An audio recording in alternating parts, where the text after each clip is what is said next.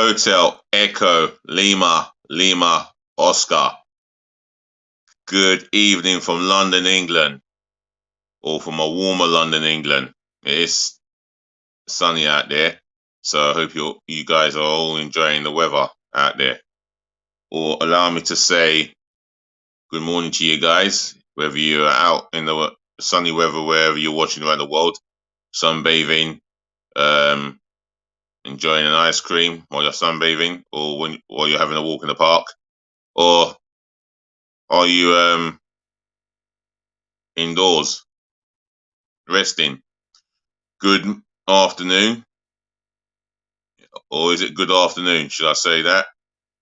Is it a case of whether you are, I don't know, you're touring around somewhere, the capital of, I don't know, you could be touring the capital of the nation that you're, or the destination that you're at. You could be reading a book, could be in a gym, or allow me to say good night and rest well from your host, your guy himself, the one and only and truly DLG Reppin', otherwise short for Delhi, London Gooner, Space, Romeo, Echo, Papa, Indigo, November. So, yet again, welcome to another DLG Reppin' daily transfer news involving all Arsenal transfer activities, whether ins and outs. And it's only 3 more days until the Premier League season starts, and it begins at Selhurst Park between Crystal Palace v Arsenal. Wow. Well, as an Arsenal fan, I've been very impressed with their pre-season performances. Not just the performances, but the fitness levels. I've just said the fitness levels. What else was I going to say? The pressing off the ball. I mean, the fight they've shown. They've shown a lot of They've just shown a few things this season, and I just hope I just hope Arsenal can sign some more players in this transfer window, which is going to be important, as well as getting rid of certain players who are not part of the future. For me, it's all about the performances, the fitness levels,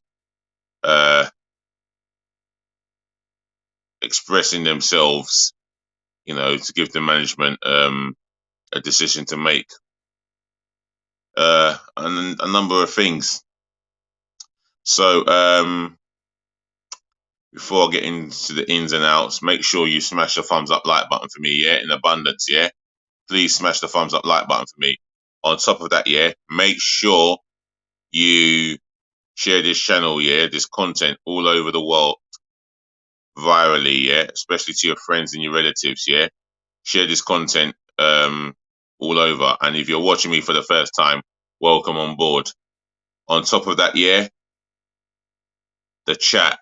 If you've got a question, an opinion, you want to voice your predictions for the new season, drop it in the chat, Just keep it 100% positive feedback.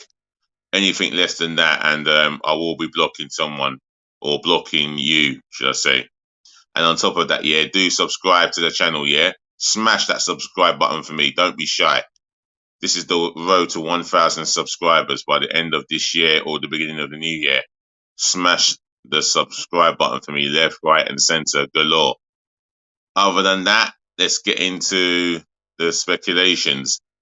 Now, we know that, we say speculation. Let's get into the talk of speculation. But we do know that Bernd Leno will be joining Fulham. A deal has been agreed. He's agreed personal terms with Fulham. His representatives have done that, should I say. And he's raring to stay in London and prepared to play for Fulham. Now, Fulham are going to be classed as one of the favourites to go down. That I get. It's not a club that are looking to. They're looking to stay up, but I really don't think they've got the stomach for 38 Premier League games, and that's with all due respect to the football club itself. But then again, they're getting a very good goalkeeper in Bernd Leno. He was our number 2 last season, and always playing second fiddle to Aaron Ramsdale. So it was always difficult to shrug him off. But yet he was the goalkeeper that kept our last clean sheet in an away game, in the Premier League away game at Villa. But other than that, it's a World Cup year, and Bernd Leno needs assurance whether he will play first team football, and he wants that.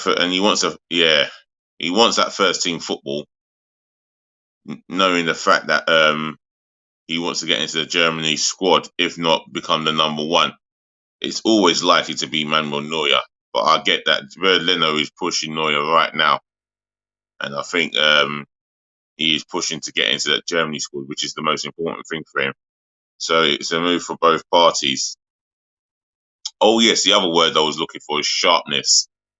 Arsenal have shown sharpness, fitness levels, and a cohesive unit in their performances in pre-season. That's the word I was looking for.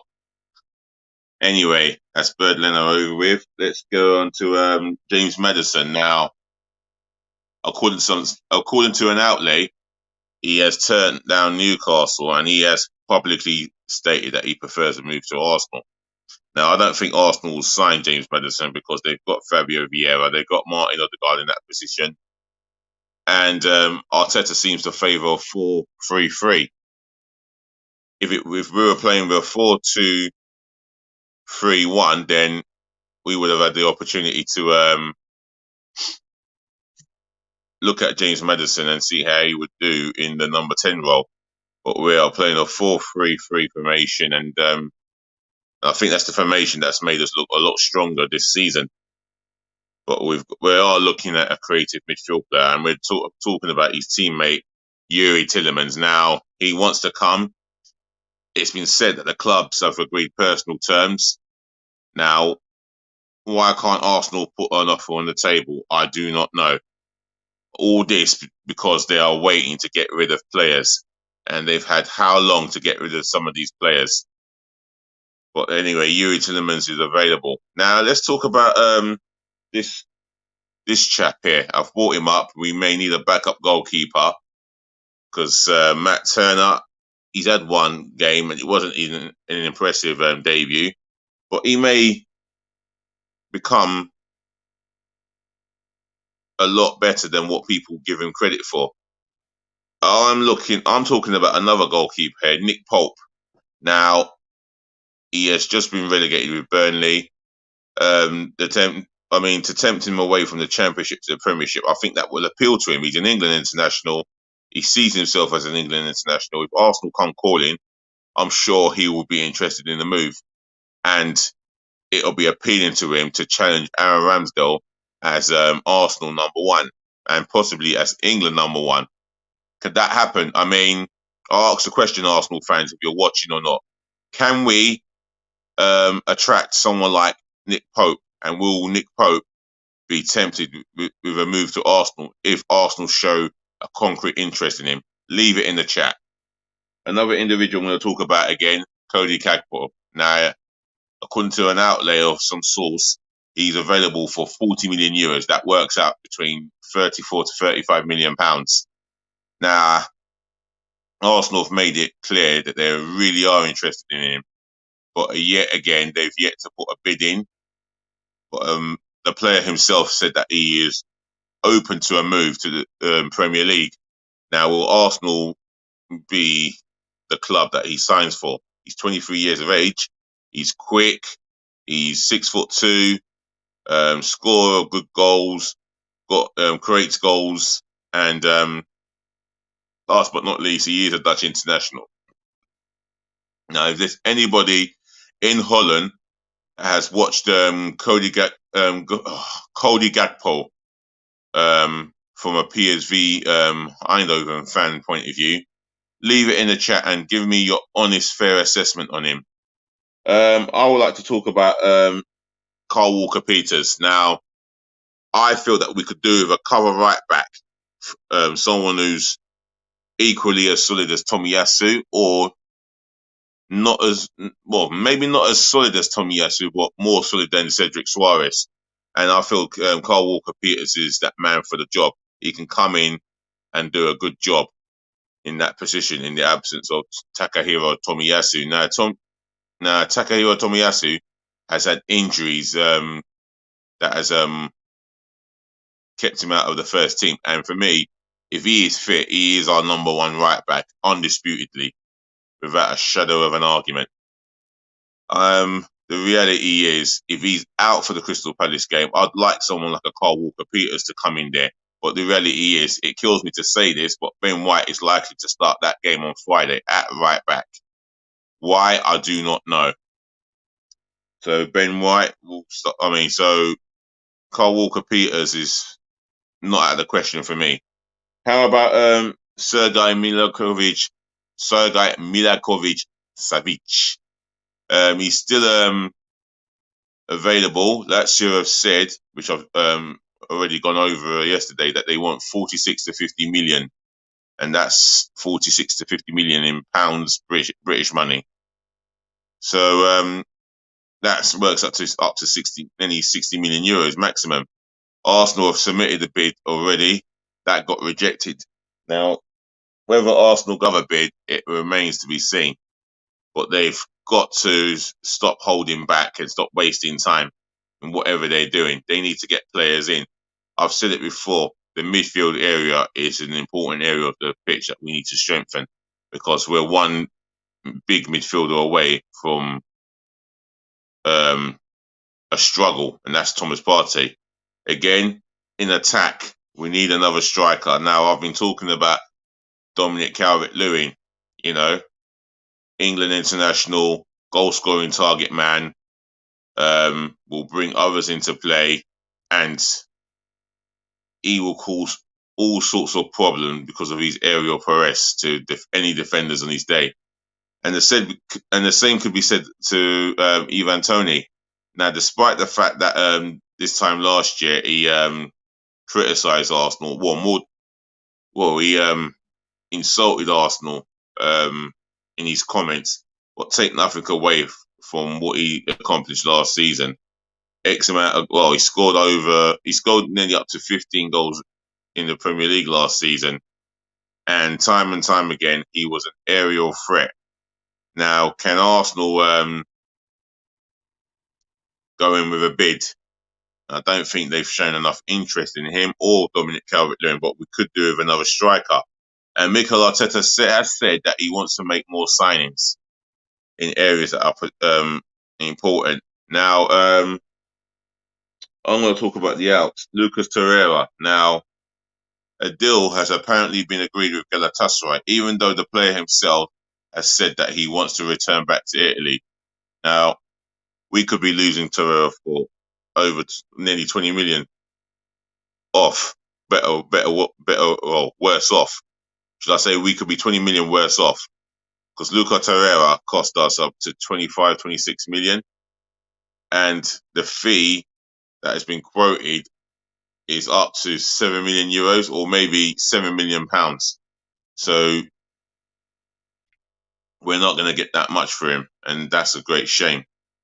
The other player that we could be losing, who could be out of the door and is not part of Mikel Arteta's plans, is Ainsley Maitland-Niles. Now, there's been no bid from any club yet. We only assume that Nottingham Forest are still interested, but they've not made any inquiries about him, and I just don't know if Forest are really interested in him. Maybe this has come up of a source, and since that source has broken news publicly about wanting to sign Maitland-Niles, nothing concrete has happened, so there's every chance that Maitland-Niles may remain at the club. How about Hector Bellerin? Now, I've spoken about him every day.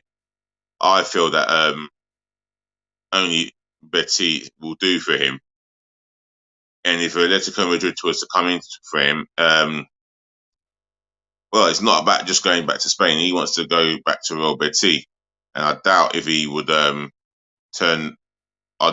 would say yes to Atletico Madrid.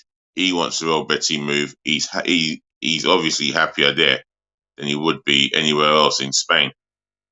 But Real Betis have got to cough up the money, and that's the only way they're going to get their main man their main man as their target man. That's their main target, should I say? Let's have a talk about Nicolas Pepe.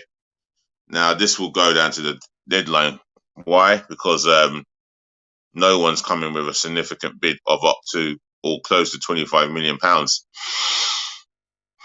Absolute no one. And we'll be losing a hell of a lot of profit if we decide to sell Nicolas Pepe, who cost us 72 million 3-4 seasons ago.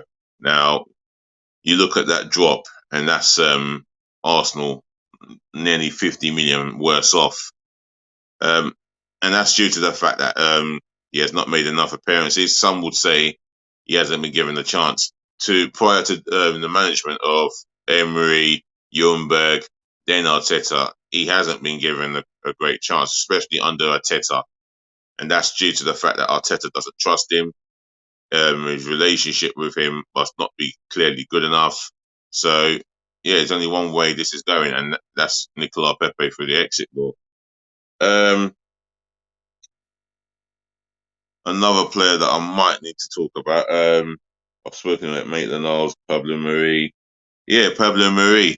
Now, he is holding out a move to Italy, and his representatives are doing just that job in getting a deal done. Now, he's in talks with an Italian club who have just come up from Serie B to be promoted to Serie A, and we're waiting on anything concrete on that situation. The fee is believed to be around the same amount of money that we paid for him, or similar. So we shall see how that pans out.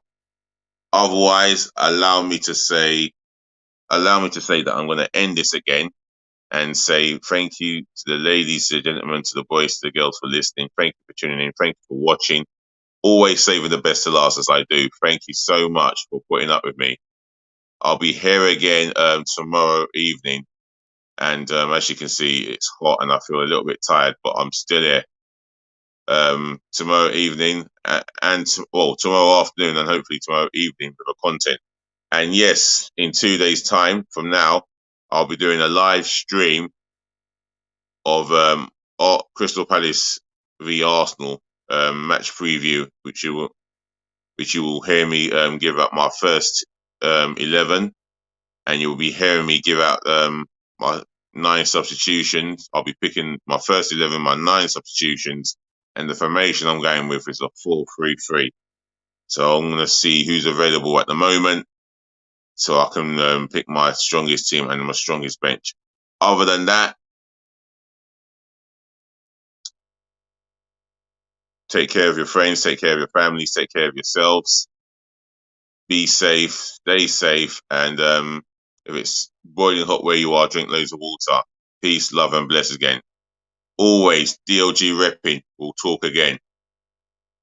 Other than that, just remember, please be nice.